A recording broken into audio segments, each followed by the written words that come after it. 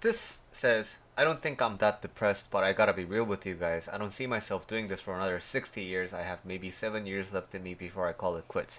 This sentiment is exactly what I felt when I was living in the Bay Area. When I was living in the San Francisco Bay Area, I was working at, big tech companies. And then one day I thought to myself, I'm fine right now. I can probably live like 5 more years here.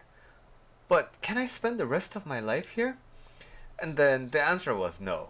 And so that's when I started to look at other places to live, and then started applying for jobs in other cities, and then I moved down to LA, where closer to where I grew up. So in the end, this kind of a realization made my life very different. Because why? I realized that by prioritizing the short term comfort, the short term gains, the short term, nice things, I forgot to take a look at the long term direction.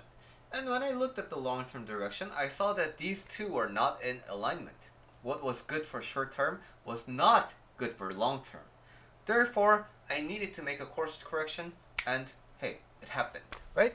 So, this can be a very depressing thing to realize. But